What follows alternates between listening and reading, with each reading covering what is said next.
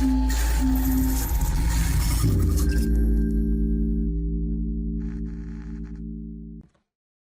alaykum qadrli do'stlar, sizlar bilan Fazliddin Muhiddinov va nihoyat mana biz qilayotgan Vibe Coding orqali qilayotgan web loyihamiz qanchadir darajada MVP holatiga keldi.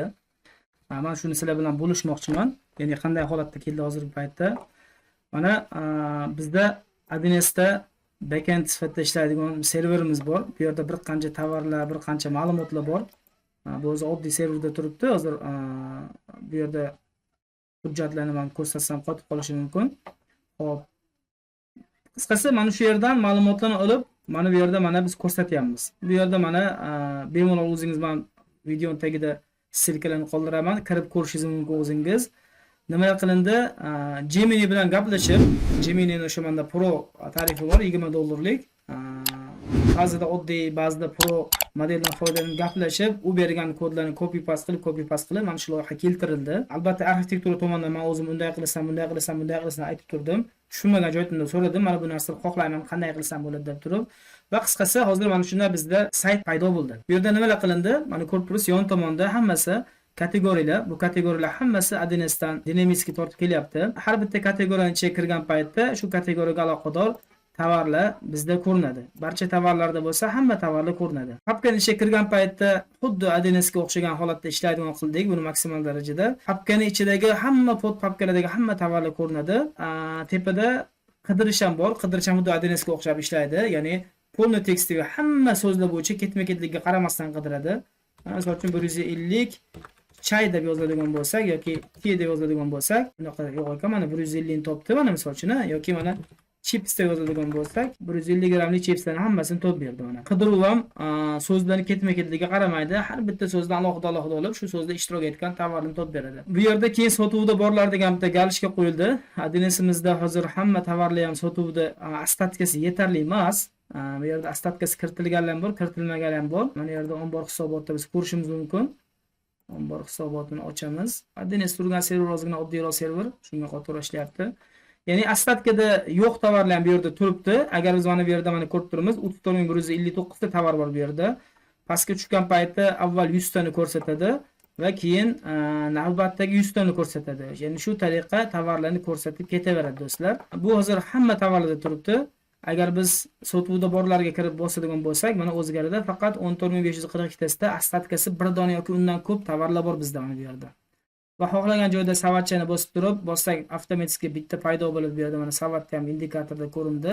Buni qo'shishimiz mumkin bo'ladi. Xohlasak mana bu plyusni yoki minusni bosib, savatni miqdorini o'zgartirishimiz mumkin. Yoki qo'lda o'zgartirishimiz mumkin. Masalan, aytaylik 5 ta. Va bu yerda statikadan ko'p yuklab bo'lmagan qo'yganmiz hozircha. Mana shunday holatda o'zgartirish mumkin. Savatga kirgan paytda savatda bu narsalar ko'rinadi. Buyurtma berish tugmasini bosgan paytda, hozir bu aytdim, bu MVP varianti. Shunchaki mana shu yerda mijozdan ismini so'raydi va telefon raqamini so'raydi. Tasdiqlashni bossak, bu yerda mana buyurtma jo'natildi va bizga ham mana bu yerda alohida botda xabar keladigan qilib qo'ysak bo'ladi bu narsani biz. Mana shunday bizga buyurtma tushdi sayt orqali deb turib va mana bu yerda AdNes'da ham bizga xabar kelgan. Mana e'tibor bering. Mana yerda hozir mana 5-hujjat turgan bo'lsa, mana hozir F5 ni bosaman, 6-hujjat paydo bo'ldi. Bu yerda o'sha hozir biz bergan tovarlar turibdi bu yerda mana. Mana 6 ta qilgan, 5 ta qilgan tovarimiz va hokazo boshqalar turibdi. Ya'ni mana shunday holatda AdNes bilan sinxron tarzda real API orqali ma'lumotlar bilan ishlaydi. Va bu yerda yana bitta qilingan eng yaxshi ishlardan bittasi, mana bu rasmlarning birontasi AdNes'da olinmagan hozircha. AdNes'da ko'p tovarlar rasmi yo'q. AdNes'da ko'p tovarlar rasmi yo'q. Uni qo'ysa bo'ladi va uni alohida AdNes'da ham alohida o'zini serverida fayliviy server qilib qo'yib turib, mana bu rasmlarni oldin u tomonda tortib nastroyka qilingan. Agar bu shunaqangi tizimda ishlaydiki, AdNes'da o'sha tovar rasmi bo'lsa, o'sha tovar ko'rsatadi. Bo'lmasa, buning ichiga shunaqangi bir log yozildiki, internetdan o'zi rasm qidirib topadi. Ishonasiz, mana shu tovarlarning birortasida rasm mavzu qo'ymaganman. Shuning uchun mana bunaqadir boshqacha rasmda, masalan, mana bu yerda misol uchun mana Donald Trump turibdi misol uchun, qanaqadir. Mana shunaqa narsalar chiqib qolgan.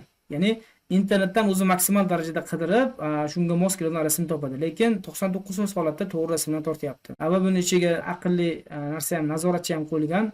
Nomaqbul rasmlarni tortmasligi uchun ikkita o'tib ketib qolgan holatlari bo'ldi, men uni o'zim o'chirib tashladim. Qisqasi bu mana shunday qilib turib o'zingizni internetdan ham tortgan qilib loyihani to'g'rilasa bo'lar ekan. Buni hammasi vibe coding orqali bo'ldi do'stlar, eng qizig'i. Mana shunaqa. Qisqasi mana shunday ish qilsa bo'ladi deb aytgandim, lekin avval o'zim qilmagandim. Imенно shunaqa web vitrinani mana shu bahona o'zim ham qildim. O'ylaymanki juda ham yaxshi bo'ldi. Albatta bu MVP darajadagi loyiha, ya'ni boshlang'ich ko'rinishi. Bunday ko'p narsani qilish kerak. Mana bunday qilib yon tomonga olsak kengayadi-da. Bu ko'proq rasm sig'adi. Mana bunday qilib ko'proq narsani ko'rish mumkin. Bu ekranni kengligiga qarab o'ziga bilan qilganmiz. Avtomatik ikkita kolonkagacha qisqarib keladi. Albatta buning ichida user interface'ini yoki user experience'ini to'g'rilaydigan joylar bor. Lekin muhimi loyihaning strukturasi, arxitekturasi tayyor. Mana shunaqa do'stlar mana. Bu yerdan savatchada keyinchalik buni xohlansa, misol uchun login parol bilan kirib qilishingiz mumkin. Mana misol uchun polnesini uzun saytiga o'xshab turib, login parol bilan kirib turib, bemalol savatlarni eliga buyruqlarni berib, zakazlarni berib, o'zini zakazini istoriyasini ko'rish mumkin misol uchun yoki qanaqadir to'lov tizimlarini ulash mumkin. Qisqasi buni istagancha kengaytirish mumkin. Ular hammasi, yana qaytarib o'taman, web tomonida hammasi vibe coding orqali bo'ldi. DNS tomonida esa shunga yarasha API chiqarildi, HTTP server chiqarildi, katalogdan oladigan alohida API qilindi, tovarlarni oladigan alohida API qilindi, tovarlar bilan ostatkasi keladi. Bu tomondan zakaz yuborilgan paytda zakazni qabul qilib, hujjat yaratib, mana bu yerga yozadigan API qilindi. Hozirgacha qilingan ishlar.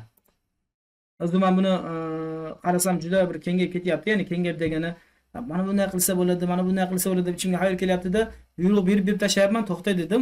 Avval buni odamlarga ko'rsatay dedim. Buni keyin xohlagancha kengaytiraman dedim. Qisqasi do'stlar, mana shunaqa holat. Ko'ringlar, men saytni sirkasini tashab qo'yaman. Hozir bitta oddiy serverda turibdi, $3 serverda turibdi hozir. Balki ko'pchilik kirsa qotib qolishi mumkin, boshqa bo'lishi mumkin, men bilmayman bu narsani. Bir kirib tekshirib ko'ring havolasini. Zakazlarni berib ko'ring va shaklini. Qanaqadir fikrlaringiz bo'lsa albatta bildiringlar.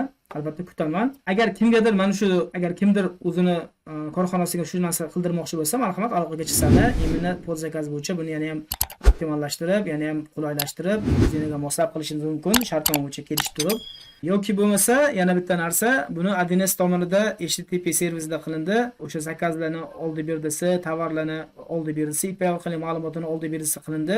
Agar kim istaydigan bo'lsa, marhamat izohlarda qoldiringlar. Istasani shu narsani, aynan HTTP servislarni bitta kichkina kurscha qilib tashkillashtirishimiz mumkin. Aynan mana shu web loyiha bo'yicha tashkillashtirishimiz mumkin. Qisqasi do'stlar, shunaqa gaplar. Marhamat, ko'ringlar, fikringizni bildiringlar. O'ylamanki yomon chiqmadi. Albatta kimda qanaqadir ideya bo'lsa, marhamat aytinglar, birgalashib maslahatlashamiz. Sog' bo'linglar, salomat bo'linglar.